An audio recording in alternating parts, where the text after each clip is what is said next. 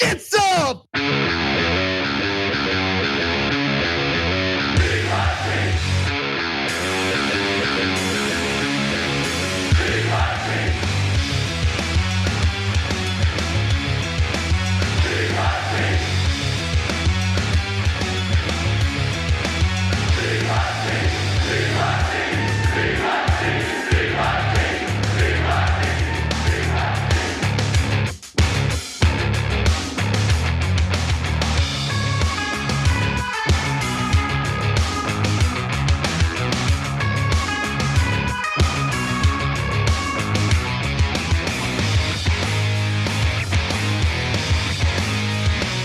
Drop it like you're a Democratic prosecutor and it's Donald Trump charges.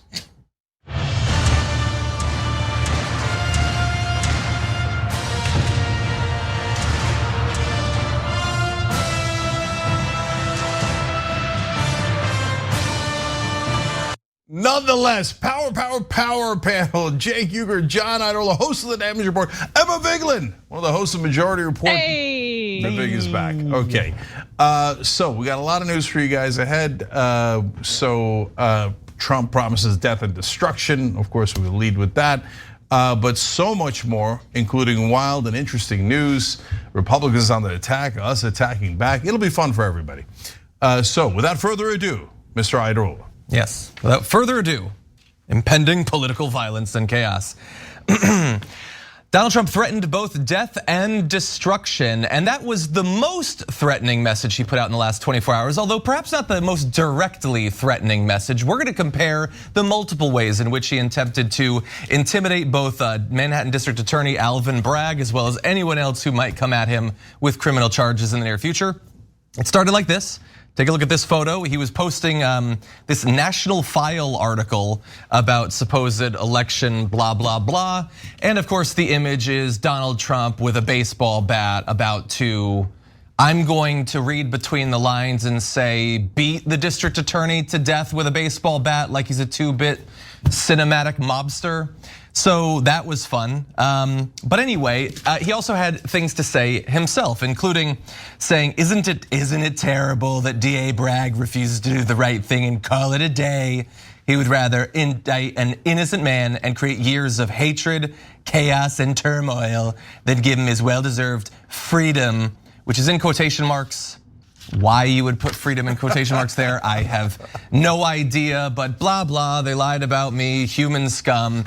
He's calling him human scum when he's previously called Alvin Bragg an animal, so some pretty explicit racism there. But then things really got going. He did a few warm-up bleats and then he got to this. What kind of person can charge another person, in this case a former president of the United States who got more votes than any sitting president in history and leading candidate by far for the Republican Party nomination, with a crime with a capital C, when it is known by all that no crime has been committed, and also known that potential death and destruction in such a false charge could be catastrophic for our country? Why and who would do such a thing? Which is, ironically enough, the question that many people had about that particular message. Why would you, on the verge of maybe getting charges, he had predicted that it would have happened days ago. There's been no significant forward momentum towards that, but it could be coming. Threaten both death and I'm gonna say rioting if you are to be charged. As we're gonna get to, it's also arguably illegal to send out the messages that he did, considering the legal predicament he's in. But what do you all think about these threats? Both the threat of someone else killing someone and then him with an image of a baseball bat held over a DA's head. Yeah.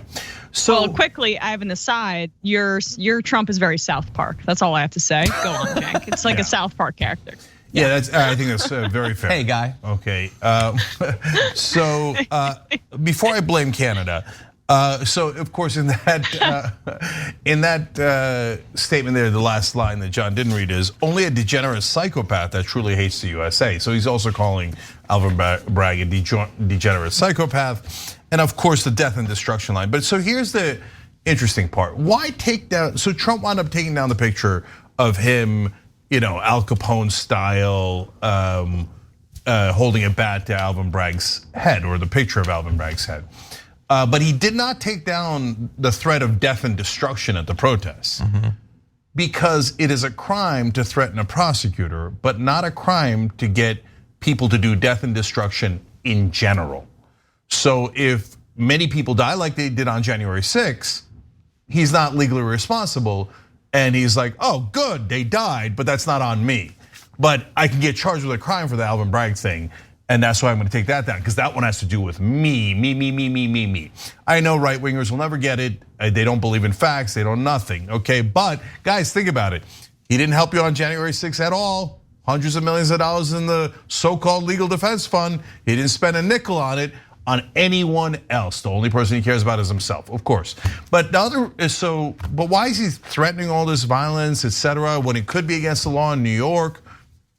Because I think he has actually come to the correct conclusion. Oh, these guys are frauds. They're never gonna charge me, especially if I threaten them. Then they're gonna wet their pants and then they're gonna run backwards. And that's what I think Alvin Bragg is doing. I think Alvin Bragg is incredibly scared. Look, you could say, I don't blame him. White powder shows up at the Manhattan DA's office, bomb threat the other day, including a note that says, Alvin Bragg, I'm gonna kill you, because there's tons and tons of right-wing terrorists out there, and Trump just has to say something. For remember, these are not like, people always make the wrong assumption that people think like they do. No, you guys are perfectly rational, and you wouldn't see a random quote from Trump or Biden or anyone else and go out there and bomb someone or kill them, right? No, he's trying to address the people with the most mental health issues that are prone to violence. There's tens of thousands of them, and he's trying to activate them, right? Because he's a monster. This is exactly how fascists operate. And he knows the thing that one of the giant advantages fascists have is usually they face incredibly weak opposition.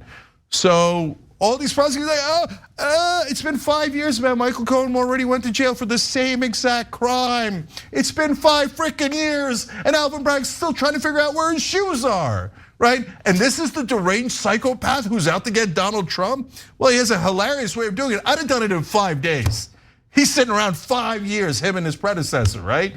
No, the problem with Alvin Bragg isn't that he's a quote unquote animal who's out to get Trump. No, it's the exact opposite. He's a giant coward who could barely move. All right, Emma. Yeah, I mean, it's also clear when he says animal what that means, right? Of course. I mean, black man who he's targeting with that language. He's also continuously using Soros funded. Is there any evidence that George Soros has funded Alvin Bragg, paid Alvin Bragg? Not that I've seen. Usually what that means is it's an anti-Semitic dog whistle, meaning Alvin Bragg is a part of the deep state and they're all out to get me and woe is me. That's Donald Trump's whole shtick. But as you say, Cenk, he has now understood the power of his fan base, the cult following that he has, and that's certainly not an exaggeration to call them a cult following.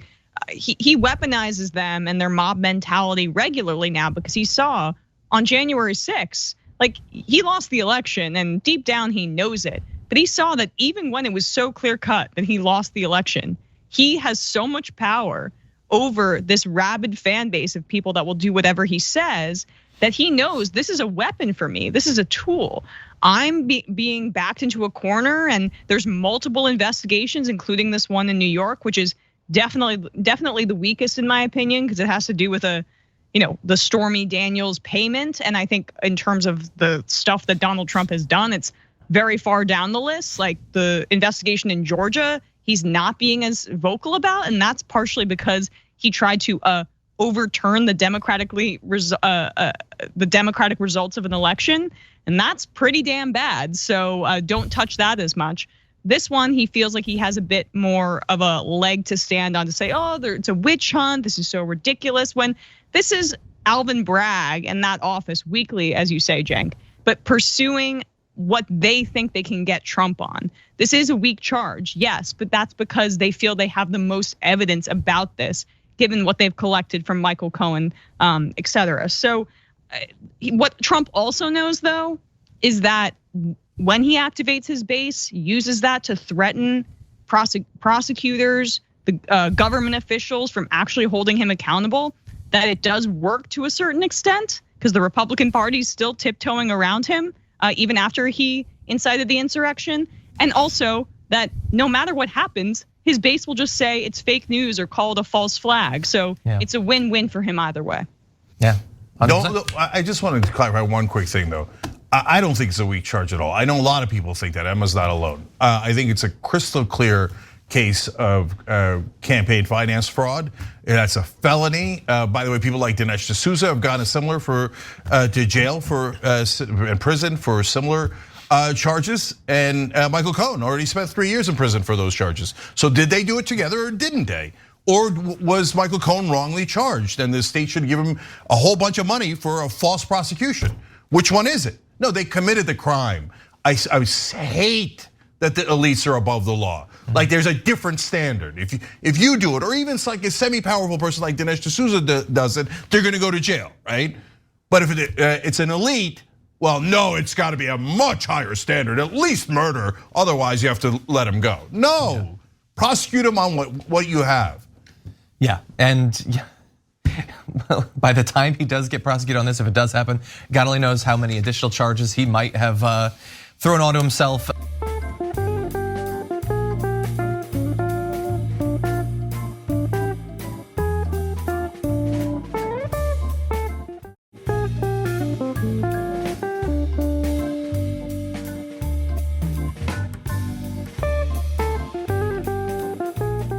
I want to run through a little bit of the evidence towards that.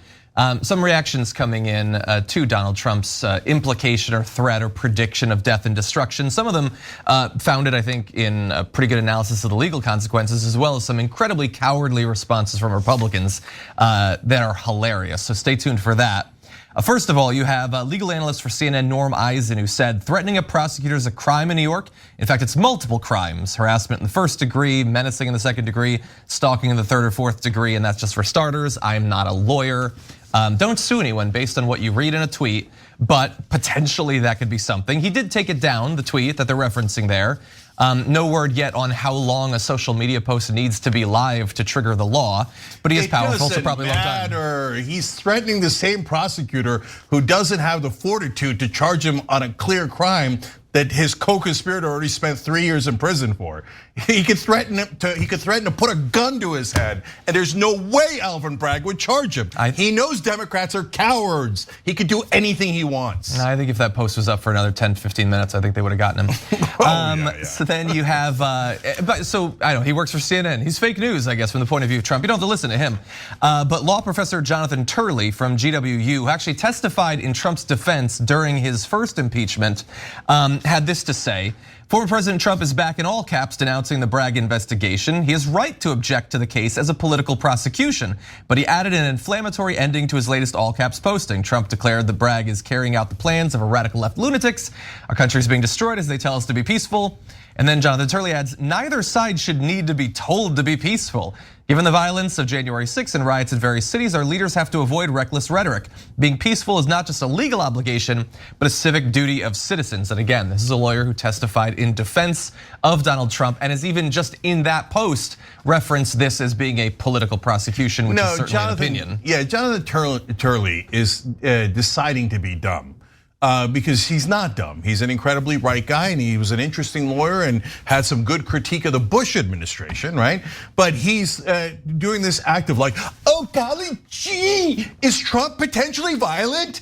Oh, this is the first instance of it and I am just aghast. This is such a big surprise to me. Jonathan, get off of it. I don't know why you became a weirdo right winger, but please stop pretending and ruining your reputation as a decent legal mind. You just discovered that Donald Trump might be threatening people? Get the out of here. Sorry, John. It's even more direct than the language he's using in anticipation of January 6th. But I wanted to add this because obviously this is another opportunity for us to play the game that reporters always have to play with prominent Republicans. Can we get you to admit that you saw the crazy thing he said? So Sahil Kapoor posted, ask Jim Jordan what he makes of Trump's warning about potential death and destruction if indicted. Jordan said he hasn't seen Trump's post. When I showed it to him on my phone, he said he can't read well without his glasses. He added he's reviewing DA Bragg's letter. No word on how he's gonna read it since he doesn't have his glasses. I mean, like, look, obviously refusing to opine on a threat to mass political violence is not nearly as bad as calling for it. But they're not even trying to pretend. Like that's basically spitting in the face of people who are worried about people being killed if he's indicted right there. Yeah, sorry, Emma, go ahead. No, I mean, it is fascinating to me that the entire legal establishment has been completely unsuccessful up to this point because of what they would say is like, oh, this is a very difficult prosecution. It's gonna be hard to hammer Trump on X, Y, and Z. When the reality is that there is a set of norms, structures, and history going back to Richard Nixon and Ford saying, well, it's in the interest of healing that we don't pursue any charges against Nixon.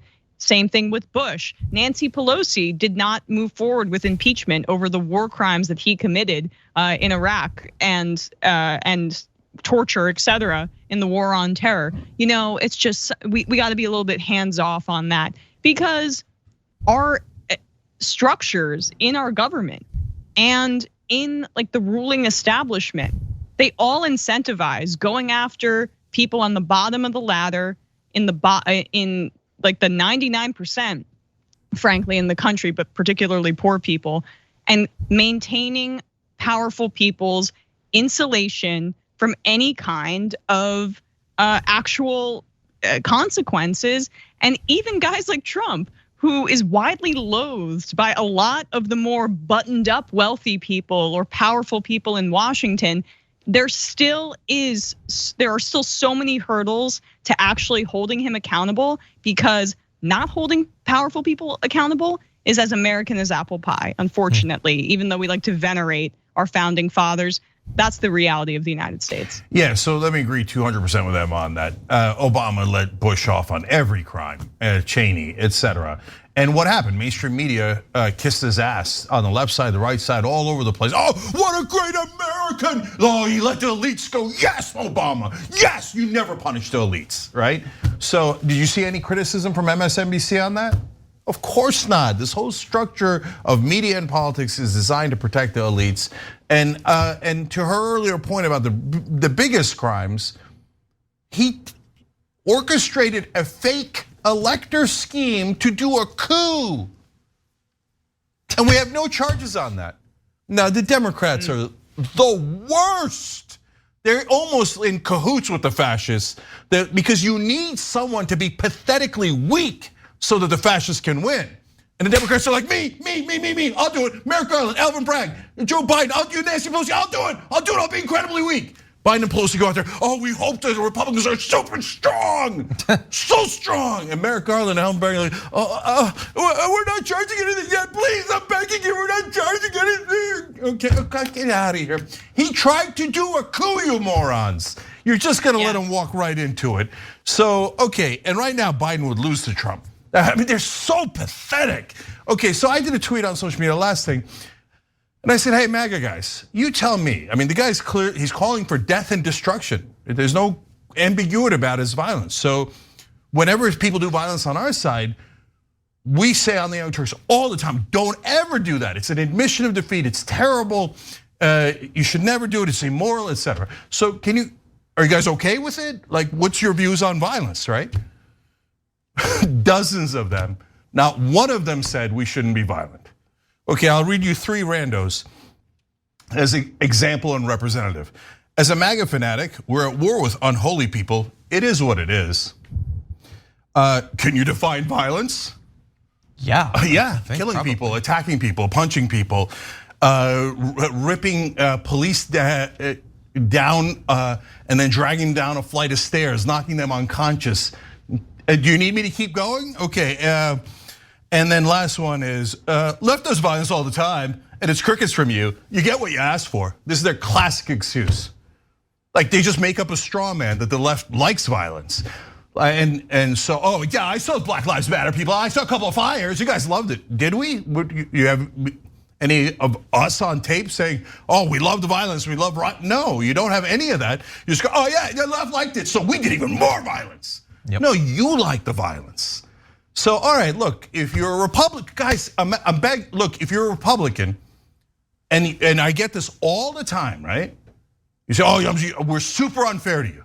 Then why don't you just say, like, here, again, always the simple example. If Bernie said, hey, listen, if they don't do Medicare for all, I want death and destruction in the streets. I'd be like, no. I mean, I want Medicare for all really, really badly, but no, weirdo, why would you say that, right? It'd be so easy because we're not sycophants. We're not up his ass, okay? But you guys are like, oh, Donald Trump. Okay, so just say it's such a simple thing. I love Trump, but this call for violence is absurd. It's dangerous, it's wrong. I still love him and I'm gonna vote for him over Sleepy Joe. But come on, Donald, don't do the violence, don't call for the violence. Easiest thing in the world. I'm asking you to clear the smallest, lowest bar in human history. It's one atom above the ground, and they won't do it. No. So Republicans, show me, prove me wrong. I haven't seen, other than the establishment Republicans in MAGA world, like the Cernoviches, everybody at Daily Wire, I don't know. I haven't seen people like, oh my God, this is outrageous, this is wrong. This is slightly wrong. Nothing. Prove me wrong, you won't. Yeah. Well, it's incompatible with the right wing. I mean, the right wing engenders violence. That is known throughout history, and like what we experience right now. And just really quickly, I know we have to wrap, but in Bolivia, there was a right wing coup attempt. Janine Áñez attempted to overthrow the democratically elected government there in Bolivia, and you know what they did? They ended up actually prosecuting her and bringing charges against her. That's how a functioning society works. The United States isn't even close to that, and he's gonna get away with it, as you predict, Cenk, and I predict the same thing. And then probably gonna be winning the Republican primary in a year. Yeah, and probably in no small part because of this story that we're talking about. He understands better than Ron DeSantis that they desperately want this. They've been trained, it's what QAnon was for, is to utterly dehumanize the other side. The other side are literally Satanists. They worship the devil, they wanna eat your child, have sex with your child, whatever. You don't need to have any consideration for them. And I'm going to tell you the ones that you're now allowed to brutalize, to kill, or at least wish to see killed. And he gets that better than Ron DeSantis. He has that through line directly to their spirit. Anyway, we do need to take our first break. When we come back, lots more news to get to. Don't go anywhere.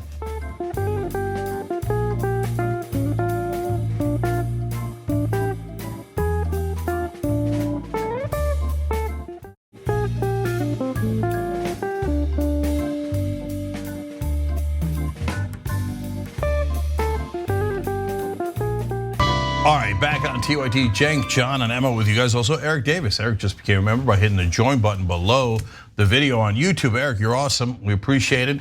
Everybody, tyt.com/join to become a member. You'll enjoy all the extra programming you get, and you get to be part of us doing the show. Iadarola. That's me. Let's jump into it. Look, just to be clear, we're not against people, American citizens, carrying firearms, having firearms. We support it, including trans people. It's fine. But what you're watching here is not the exercise of the Second Amendment. What you're watching here is political hysteria, fear, ginned up on purpose with maximum dishonesty in order to get people in a state of agitation, armed people in a state of agitation. Doesn't matter if they're trans or not, whatever that is. It's the same template always. Scare the crap out of your voters, tell them that their lives are at risk, encourage them to get guns. How do you think that ends? If it is a template, let's be clear, it's the daily template for the rundown of his and every other program on Fox News. He's suddenly found a way or an opportunity to have a problem with it. The idea that you might scare a group of people so they go and grab some guns and think that they might have to use them to save their life. He has given that call any number of times in any number of monologues, but finally he has a problem with it. Why? Because it involves trans people, it involves gay people, the LGBTQ community. Because apparently some, fearing the harassment, the attacks, the possible death that they're facing with these protests from people like the Proud Boys and neo-Nazis showing up, toting assault rifles of their own, some people think that probably they should have weapons to defend themselves. And he thinks it's fine, he says it's fine. The idea of people having guns is fine to him. Do you know how opposed he has to be to it to describe people getting guns as just fine? In any event, NPR has done interviews with some groups, including Rainbow Reload, of people who are getting guns, practicing with them to defend themselves. Take a look at this. One of the members, Sharon, recently transitioned. And I went from concealed carry every once in a while when I was sort of feeling it to every single day, because reading the news, having a few experiences, realizing that I've gone from old cis male white upper middle class, really no real fears about anything, to there are people that just looking at me will want to hurt me. There's that individual fear of what may happen simply existing in public.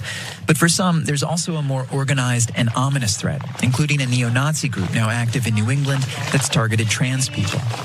The neo-Nazi group active in New England. The least right-wing region in America. Every state is blue, but there's a neo-Nazi group that's terrifying everybody. So first of all, I think we should probably note the fact that he finds out that there is an extremist group trying to find and hunt down and kill trans people, and he literally chuckled about it on his show. But also the idea that New England being a blue area means what? That there's no Republicans, there's no right-wingers, there's no extremists, there's nobody who's violent. It's utterly condescending towards his audience. But I'm glad that NPR did those interviews. I think the experience that Sharon talked about there, I think that a lot of people are probably experiencing that, in no small part thanks to the advocacy of people like Tucker Carlson. What do you think? So look, first of all, let's acknowledge that Tucker Carlson is a master troller, and he's obviously trolling on purpose, but the fact that his audience doesn't notice it is the amazing part. So he's saying, can you believe that gin up fear over what might happen so that people will go buy guns? That's literally what Fox News does 24/7. He said, scare the crap out of your voters to get their votes. They're coming for your guns. If Obama or Biden wins, they're gonna take all your guns, and the immigrants are coming. Oh my God, the government tyranny. You got to get your Second Amendment rights. Government tyranny. I mean, you gotta go. Did you get your bunker? Did you get your bunker? Cenk, there's a caravan over there. There's a caravan. Okay, so that's Fox News 24/7. That's Alex Jones. That's all of right-wing media is characterized perfectly by scaring the crap out of your voters to get them to do what you want. And he knows that. Oh no, Tucker's not a dummy, he knows that 200%. He's trolling you, right? But the audience doesn't notice. They really think, oh yeah, the left, I can't believe they get scared by their guys, you know what I'm saying? And then Tucker in the next segment will say immigrant, they're like, trans people, Okay, come on, right-wingers, come on, right-wingers, come on. So prove me wrong. Tucker's audience, call him out, go, come on, Tucker, you do that every night. Here, I can show you this clip, this, I watch you do it every night, right? So, okay, now, second part of it. All of a sudden, when trans people have guns, not an exercise of the Second Amendment. No, it's political hysteria. Well, first of all, what difference does it make? The number one thing is you guys do political hysteria on steroids, get guns to fight against the tyranny of government. In other words, be ready to murder government officials like cops and military, etc. But that is not political hysteria, according to Tucker Carlson. A trans person, even having a gun, is political hysteria. So why does he say that, and why does his audience believe him and think that makes perfect sense? Because in the right-wing mind, when they do something, that's perfectly fine. When the left wing does the same exact thing, not at all fine. Because they don't believe in equality. They believe in power. I want the power, I want the guns. I want to make sure you don't have guns and you don't have any power. And if you ask the right wing, they'll be like, I don't get it, where's the hypocrisy? I want to be above you. Where's the hypocrisy? Yeah, of course, I don't want you to have rights, I want me to have rights. Republicans, prove me wrong. Say, there should be, isn't there a firestorm right now? NRA, Daily Wire, the Blaze, if that still exists, shouldn't you all be like, no, Second Amendment rights for all Americans, including trans Americans? Haven't heard one of you. Haven't heard one of you so-called Second Amendment absolutists. Okay, my final thing. I'll be a little bit of a hypocrite here, but it's not. I'll explain why I'm saying it. I don't like guns. I would ban assault weapons in a second. We can go on and on about the gun control that we need in this country. And I always tell people, don't get guns, it'll make you less safe. I'm gonna make an exception here for trans people. They are actually in danger. They have had hundreds of laws passed against them. They have right-wing media ginning up fear against them 24/7. They are targeted more than any other group in America. And if anyone should get guns, it should be trans Americans, okay?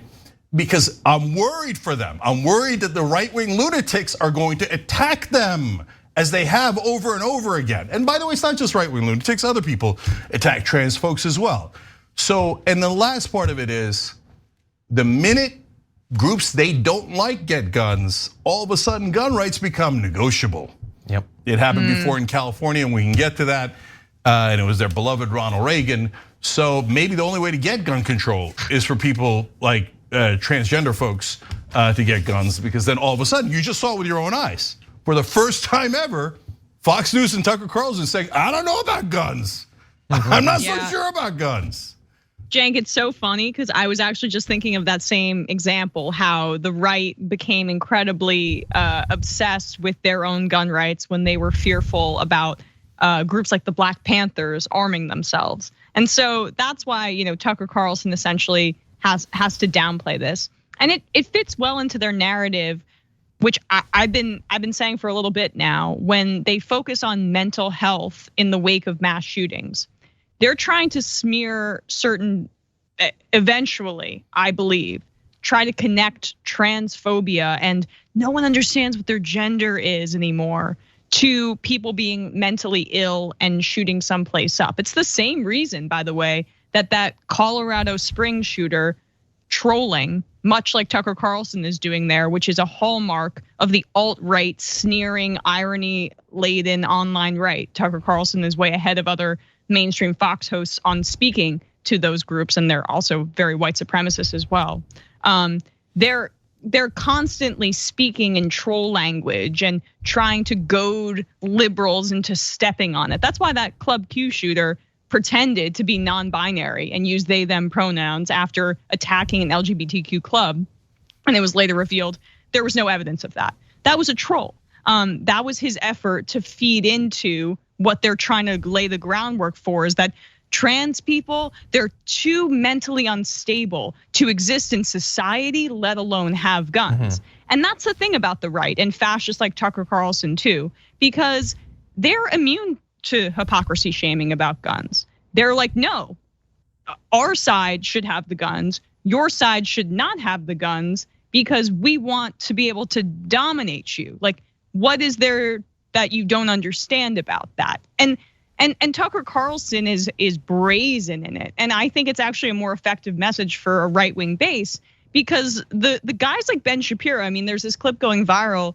of Tucker Carlson's conversation with Ben Shapiro about where Ben Shapiro says, well, would you regulate technology that would automate trucking and put millions of truckers out of work? And Tucker Carlson says, are you kidding? In a second. And I saw some people praising him for that. But the subtext behind that is like, Ben Shapiro is a free market, capitalist, orthodox thinker, right? He's a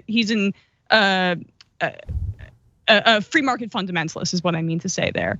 But Tucker Carlson's just like a fascist. And so he doesn't care if he's hypocritical. He wants to preserve in his mind, in that case study, the white majority and their economic power. I don't care if I'm hypocritical about capitalism. I want to make sure that these, in his mind, white truckers have these jobs and have economic power, because that's what I'm preserving.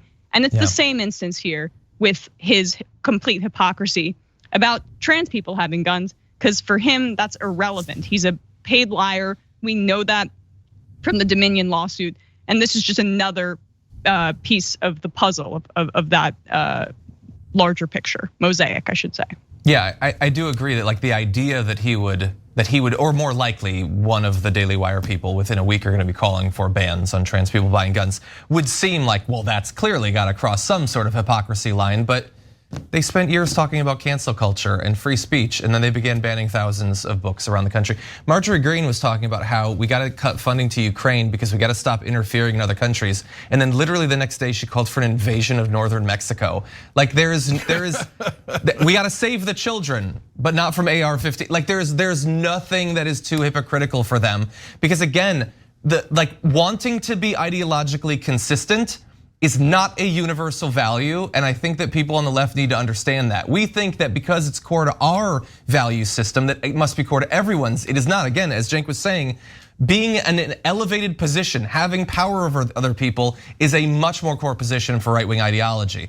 And so sure, they want everyone to have guns as long as everyone is them. They don't want other people to have them.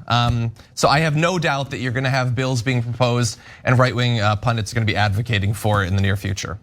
Okay, so get them while you can, I guess. Last couple of things, by the way. When black people have guns and they tell the cops, like Philando Castile, and then they get shot by the cops, no word. NRA, Second Amendment guys, well, he had a perfectly legal gun. Why did the cops shoot him? Nothing. No, it's a black guy who got shot with a perfectly legal gun. Don't care about his Second Amendment rights. Why did California do gun control? Because of liberal hippies? No, Ronald Reagan did it. You know why? Because the Black Panthers went into the Capitol with weapons because they were allowed to. It was legal at the time. And right-wingers that were white panicked. And they're like, ban guns! It turns out black people have them.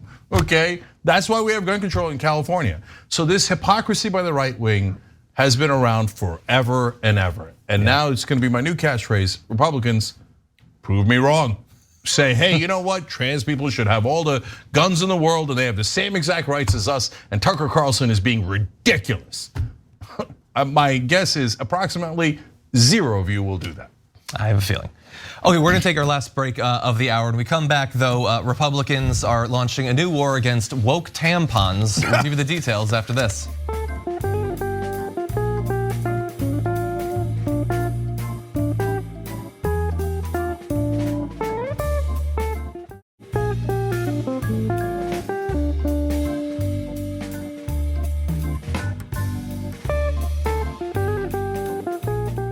All right, back on TYT, Cenk, John, and Emma with you guys. John's got more news. I do. Let's start with this.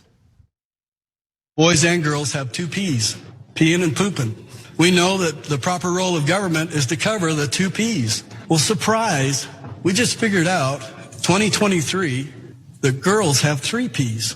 They have peeing and pooping and period. The girls don't have a muscle down there. When that happens, it happens. It's an emergency every time that happens. It's a basic biological function. Is the proper role of government to cover a basic biological function? I submit to you that it is.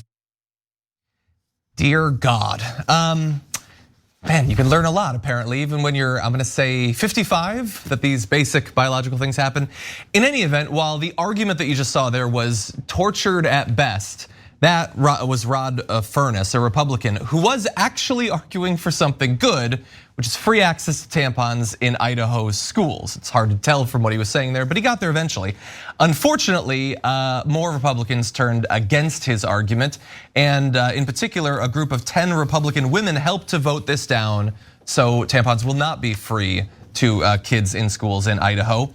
There would have been both for public schools and public charter schools who serve students in grades 6 through 12, free access to feminine hygiene products, free of charge. That would have included tampons, sanitary napkins, and others. And by the way, to cover the entire state, that would have cost less than $1 million, just $735,400. But it's not gonna happen.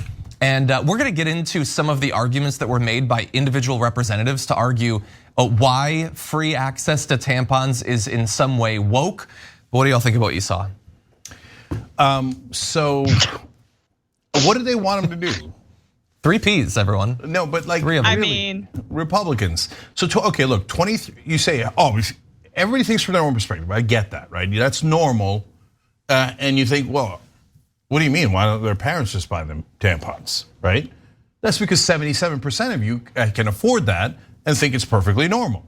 But 23% can't afford it. Those are numbers that have been studied, right? So if a quarter of the kids that are going through that can't afford it, what do you want them to do? Just bleed in the middle of school? Because it would be woke to help them? I mean, do they think this is optional? Like, oh, you know what? Oh, you're just being woke by having a period. Like, okay, so my periods, they are so woke. I mean, I just gotta say, every time I get my period, I talk about taking down the patriarchy. It's just what I have to do. So the only argument I could see is because they are discomforted by new phrases. And we've talked about that before, and that's not a crazy thing, okay? But then it depends context, right? So they say menstrual equality and period poverty are new phrases, and we're unfamiliar with them, so they scare us and we call them woke. Well, okay, well, let's break it down. So Latinx was a new phrase. I always thought it was absurd. A lot of people on the left yelled at me, and it turns out I was right. They polled Latinos, and apparently about 4% of Latinos are in favor of it, 96% are opposed. An absurd phrase we didn't need that was invented for a category that already had plenty of phrases, okay? But there is no phrase for, hey, turns out 23% of girls can't afford tampons and we need to get them some sort of equity, or they're going through poverty and this relates to their period. There is no such phrase. So they came up with phrases like period poverty, menstrual equity, but something to help make things so that those poor girls don't have to rush to school, rush home and miss school. So what's wrong with that? I don't like new things. I'm a conservative. Let's make sure that we don't help them. Okay, if that's how you roll. Yeah, I mean, I think that it's a little even more insidious than that. I mean, I'm sure you guys covered it, but I believe it was Minnesota. Yeah, the passing of the free school lunches and some of the Republican arguments against that. They genuinely want school, public school in particular, to be as hostile of a place as possible and not a place that is communal for kids, where they feel comfortable, where if they're too poor, they're able to have a sanitary napkin, have a tampon, not have to bleed through their pants, which like going through puberty as like a cis woman myself, girl at that time, that's something that happens and it's really embarrassing and you get made fun of. Like they're trying to, the people that are trying to push this forward are trying to make school a place that is more hospitable for kids, where they want to go to the best of their ability. I mean, not kids don't love school, but still one where they can have food, access to those kinds of sanitary services, all that good stuff. But Republicans are ideologically opposed to public school. They want charter schools. They want to privatize things. They want it to be religious schools. They want to undercut every public institution possible. So they want to make it hostile for kids that are menstruating in their public schools. That's it. Plus, they also have generally embedded misogyny about and fear of female parts or parts that are associated with menstruating. And so they're just consistently like terrified. Oh, it might be a vagina. Oh, it might be a period. Like all these Republicans are just overgrown little boys, too afraid to actually deal with people's reproductive processes. And so that's what you get from that.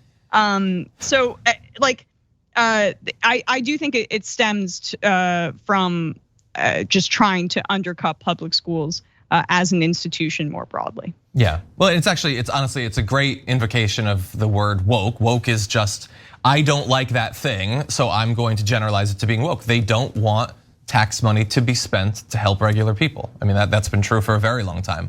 I think as Emma points out, it's even more appropriate that they don't want it to happen in schools. But notice, like, they don't think it's worth time, attention, or money to make kids comfortable when it comes to having access to these products or whatever.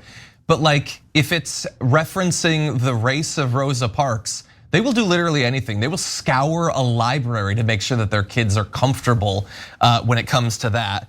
And when you look at some of the arguments that they make, and then you think about what Republicans have been up to nationally recently, take a look at the hypocrisy. This is Representative Heather Scott This bill is a very liberal policy, and it's really turning Idaho into a bigger nanny state than ever.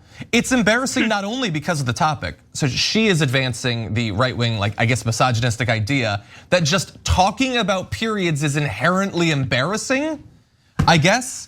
But because of the actual policy itself. So you don't have to be a woman to understand the absurdity, and you don't have to feel that you're insensitive to not address this. No, if you don't address this, it actually is both ignorant and insensitive. You should feel those experiences. You seem to be implying that you are. So providing those products would be being a nanny state, but combing through every book in the library to find if there's any references to masturbation or something is not a nanny state. And what is the argument here? So if providing those products is a nanny state, why do you have toilet paper there? Exactly. I mean, people could bring in their own toilet paper. Why are you providing that? That's just being the nanny state. Get out of their crack and let them pull themselves up by their underoos. But tampons are for many times female sex organs, so that's really icky, right? Mm-hmm. And we don't like to deal with that, so let's just not even address it. And also, like, they love punishing women for being women. That's what the entire abortion, reproductive health care debate is. They want women's reproduction to be either out of sight, out of mind, or under control from male patriarchs. Yeah, look, this program costs under $1 million. Okay, it's even for Idaho standards, it's minuscule, and they grant that it's minuscule. Even the Republicans say it's a tiny amount of money. The toilet paper costs way more, right? Because it goes to all the schools. There's a lot more of it, et cetera, right?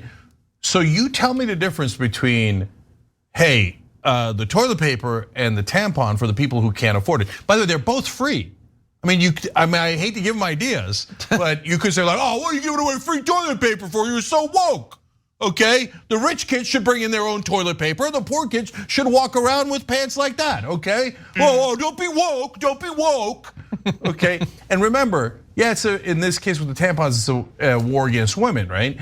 But Idaho is almost all white, so this one is not racial. It's just, we don't like poor people. That too, yeah. Right, exactly. I mean, like, yeah, the rich kids and the middle class kids are gonna have the tampons, they're gonna be fine. This is just for poor white people in Idaho. We think you should be humiliated in class. And we think you shouldn't go to school. And that if poor people aren't humiliated, well, that's woke. Yeah, and same thing with the school lunch debate, right? If you don't have the ability to pay for your own lunch, we won't provide free lunch for you and you'll be hungry. And you might actually not come to school. You'll be a little bit more uneducated, and you'll then be a little bit more able to be manipulated by bosses into taking low wages and stuck in a cycle of poverty, because we have bled, no pun intended, these social institutions dry and made them so inhospitable to poor people, to women, to anybody that we don't feel like we have an incentive to educate and be a part of the ruling class, which is what the top of education funnels people into. You get cast aside because these institutions are only for the people that we want to be in these institutions. Yeah. Okay, well, I definitely have other thoughts about that, and I am worried about the next steps. Don't get them started on the toilet paper. Soon, Idaho schools won't be able to spare a square. But anyway, we'll have to see. We do have other news to get to, so why don't we jump into that?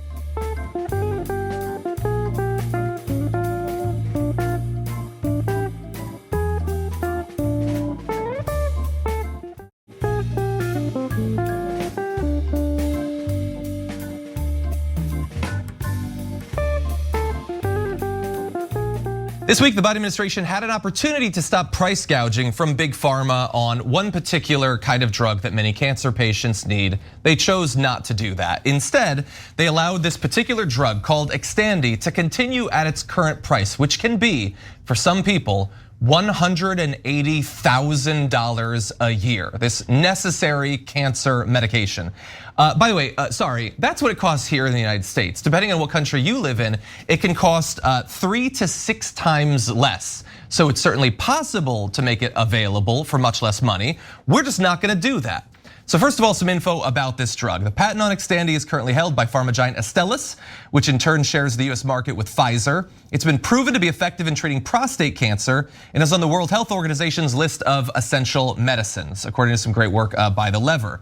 The drug's ingredients, very importantly, were developed at UCLA, a public university with grants from the US's Army and National Institutes of Health. So a case could be made that this medication would have never been produced if it wasn't for taxpayer money. We helped to produce this medication that now can cost $180,000 per year. So what could the Biden administration have done that would potentially cut the cost of this? Well, in late 2021, prostate cancer patients Robert Sachs, Claire Love, and Eric Sawyer petitioned the US Department of Health and Human Services to exercise its, quote, march-in rights against Xtandi.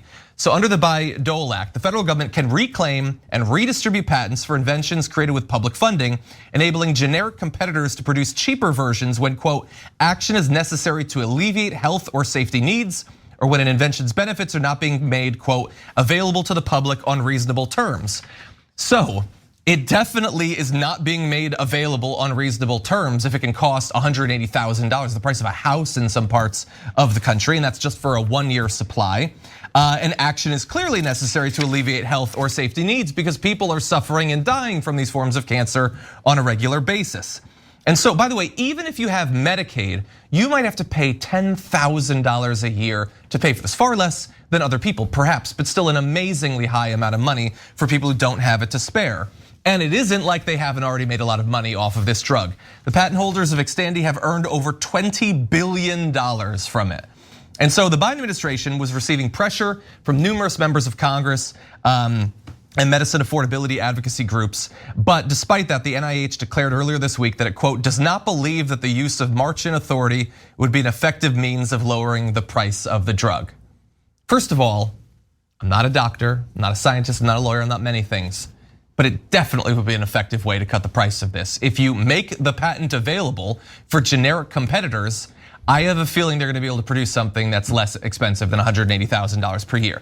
That is not a logical or reasonable explanation for them stepping in to stop this, particularly considering the amount of lobbying that's come in to try to stop march-in rights from being exercised, and in particular from people like Xavier Becerra's previous commentary, even in recent years, about how the government needs to exercise this power more often, but now all of a sudden, once he's partly in charge of it, suddenly not interested in doing it. Okay, so now let me explain to you how almost everybody in power in this country systematically lies to you. Javier Becerra is a giant liar. Joe Biden's an enormous liar. But I think the corporate media, mainstream media that you're used to, are the biggest liars of all. So, but let me prove my case. And of course, the drug companies are liars. The only people who would be stupid enough to believe that drug companies are not liars are reporters in this country. Okay, so they say we need incentive for research and development to make these amazing drugs. Well, that sounds pretty compelling. The drugs are amazing, they do save a lot of lives. I want them to have an incentive for that. And by the way, I'm a capitalist, so I believe in that incentive structure. Well, first of all, $20 billion wasn't enough incentive? I'll take it. You know what? And I'll cap it at 20. I'll cap my profits at 20 billion, okay? And now you say, Cenk, that's unfair. That's a drug company, that's their whole infrastructure is built around that. And you couldn't do that. No, I could. I could do the same exact thing. Oh, that's an outrageous thing, is it? It was developed 100% at UCLA. The government didn't develop some of it, it developed all of it. They didn't need $1 for research and development. The government then handed it over to the companies, and the companies said, thanks for the $20 billion gift, suckers. And then they just sold it. I could set up a company today. I'm a businessman. I could set up a company today to sell that drug like that in a week. And you know how much it might cost me? It might cost me 20 million. And then I would take the profit of 20 billion and put it in my goddamn pocket. This is an absolute robbery, okay? So the drug companies might help around the edges, but in this case, again, 100% developed by the United States government and taxpayers. Hey, taxpayers, you know what happens when a company develops something and hands it to another company? They get most of the profits. Did you get any of the profits? No, we got none of the profits. And corporate media is like, oh, I can't tell. What, is that what happened? The government paid for 100% of the research and development, and all of these lies that we've printed 1,000 times in every article about how they need to be incentivized for research and development, they were lies? Well, golly gee, what am I, a reporter? Okay, Javier Becerra, when he's out of power, when he's not in the administration, we have to make sure we lift this rule so you could have drugs at reasonable prices. Now he is in power, he can do something about it. Canada, for example, it costs 1/5 of the price. We pay 5 times what Canada does. For some of you, Canada is like one step away from you. What's magical about Canada? Their government is not corrupt. They don't take bribes 24/7 from drug makers. You know how much bribes the drug companies gave? I'm sorry, mainstream media reporters, let me be polite. Campaign contributions, $250 million. $250 million. Do you think the drug companies, are you as stupid as a mainstream media reporter that says, oh no, I think that they gave it for the general welfare?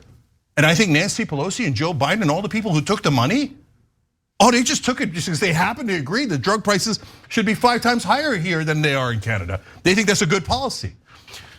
It's a bribe. Everybody on the planet knows it's a bribe except mainstream media reporters are like, no, that's outrageous. These scandalous young Turks calling it a bribe. That's just $250 million, just free from the drug companies. They don't care about these regulations. They're wonderful human people who are just trying to do research and development, okay?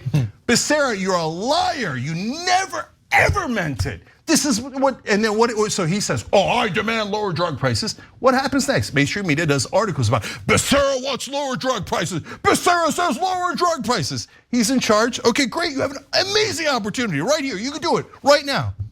I'm just messing with you. No, you're gonna pay 5 times what Canadians pay. And if you you're a Medicare patient, you can't afford $10,000 a year, you're gonna die. You're gonna die so that they can have bigger profits. By the way, one of these companies, the main company, is a Japanese company. They made $1 billion off of this drug just in 2021 in profits. No, the Japanese company has to get paid $1 billion. You die for the Japanese company. Mainstream media, did any of you call them out? Any of them? Joe Biden, what did this mainstream media tell you? Oh, the price of insulin is capped. He capped one drug out of thousands and tens of thousands of drugs. He capped one drug, insulin. Joe Biden is lower drug prices. Joe Biden, American hero, Joe Biden, lower prices. Insulin, $535. Insulin, oh, Joe Biden, lower drug prices. No, Joe Biden is 1,000% in favor of higher drug prices. Now get a load of this. Right-wingers, why isn't your right-wing media flipping out against Joe Biden like we are?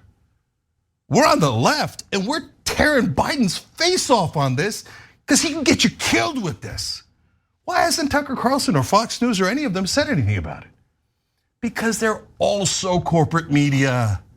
It's good cop, bad cop. Whenever it's culture wars, oh yeah, oh, can you believe the goddamn M&Ms? Trans people, oh, you get really mad. Oh, he's doing a robbery? Shh. Fox News loves it when you are robbed. CNN, New York Times, they all love it when you are robbed, and they would not tell you the truth under penalty of law. Emma. Yeah, I mean, look, I want to be fair. The Biden administration was a part of lowering insulin prices, and that was an initiative of theirs. So, like that is something that should be noted, but it's undercut by something like this. And the problem is that they felt insulin would be more of a political benefit to them because it's so widely used. And this is a lot more under the radar. And the problem with it is that Biden is actually just not really a progressive. He's a cipher, as we like to say on the Majority Report. He goes with where the party currently is. And that means you're not really tethered to any leftist, progressive, democratic, socialist ideology that would allow you to be consistent on these kinds of things, including when it comes to cancer drugs. Because I'm gonna be a little personal here, but Biden has run on cancer and has spoken about it quite a bit because of his horrible, unimaginable experience with his son, Beau, who passed away from cancer. And so you would think that when he speaks about cancer during the State of the Union, that these kinds of decisions made within the administration, he would be a bit more consistent on it. But the problem is that he is not somebody who has a real peg to any leftist organization or specific ideology on this front. And in an insane society, this is what would happen. If the government helps you develop a drug, by the way, this applies for the COVID vaccine as well, then the government has the capacity to set price limits. That's it. That's it. Game over. We're not doing this, but we're giving you money to develop a drug. You take that money, then you make a ton off of it by price gouging. That should not be allowed. In fact, with the COVID vaccine, that should have been a part, that should be owned by the government. And like, we gave billions and billions of dollars with no strings attached to Moderna and Pfizer. They have the technology, they developed it with government money. Now they're, with the end of the emergency authorization, another crazy thing that Biden is doing for seemingly no reason except to appeal to right wingers. The Moderna and Pfizer are gonna gouge on the COVID vaccine, and people that don't have insurance, hey, you're out of luck and you're gonna have to pay out of pocket in order to not get COVID, which we've seen has effects on people, particularly if you have a pre-existing condition. So this lack of consistency stretches throughout the Biden administration. And frankly, we just have such, the private healthcare system, Big Pharma, has such a chokehold on our country that standing up to them, like our government can't even seem to stand up to them. When in any sane society, again, something like the COVID vaccine would have been, the intellectual property would have been waived. It would have been free to everybody, including underdeveloped nations, which is what frankly, Western governments were responsible for, allowing those countries to get sick because, hey, pharma in the West has to get rich. Okay, last quick things here. Well, first of all, my personal opinion, they get zero credit for insulin because it's a smokescreen. They regulated one drug to distract you from the fact that they are not regulating all other drugs. And they say, yeah, oh no, that don't worry. Millions of people. No, don't worry though. We're also gonna do 9 more drugs in 2026.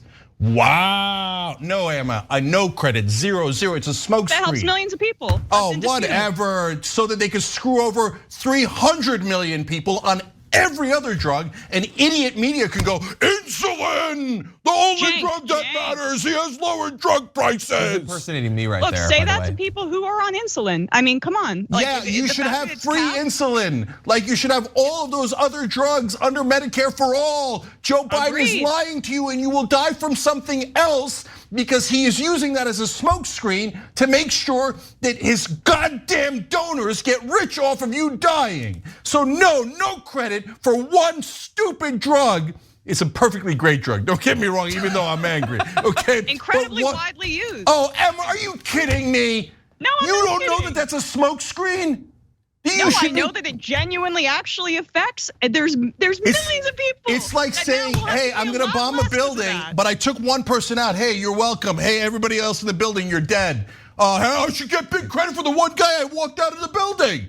What do you mean? I would like to say that I am also stupid. My opinion is not about just like fixing everything with one fell swoop. I think that what the government can do to help people, they should get credit for it. It makes your argument stronger when you give them credit and then hammer them elsewhere. I'm not giving them credit for 1 out of 20,000, 200,000 drugs. It's meant to deceive you. I am not gonna fall for a trap to deceive our audience. Okay, we disagree on it, God bless. If you guys are in the Emma and John camp and you think one drug, Joe Biden, one drug, oh my God, it's amazing. That's a direct Joe quote. Biden is awesome, okay? I'm straw manning, I'm sorry. I know you didn't say that, okay? Okay, so last thing. Go Joe! Okay, NIH, sorry, I lost the earpiece, everything's gone. NIH puts out a statement that says, hey, the law is we should do this if it's available at a reasonable. At a reasonable price. If it's not available at a reasonable price, you should do this action that they refuse to do. The NIH put a statement saying, "What do you mean? We're not doing anything because it's available." That's not what the law says. Available at a reasonable price. They purposely left out at a reasonable price and said, what?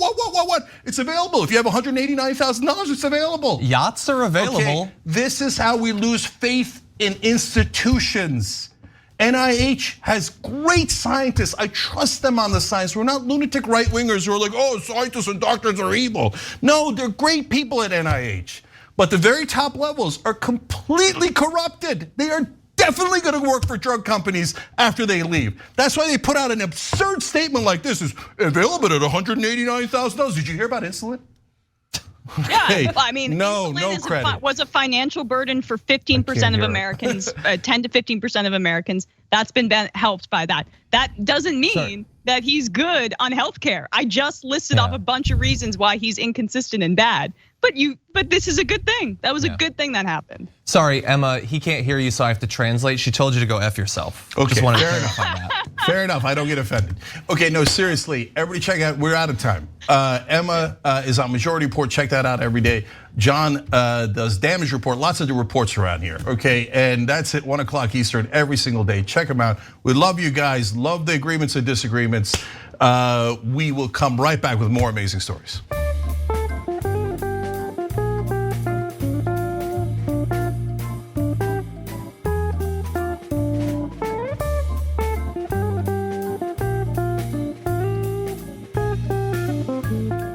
Thanks for listening to the full episode of The Young Turks. Support our work, listen ad-free, access members-only bonus content, and more by subscribing to Apple Podcasts at apple.co/TYT. I'm your host, Cenk Uygur, and I'll see you soon.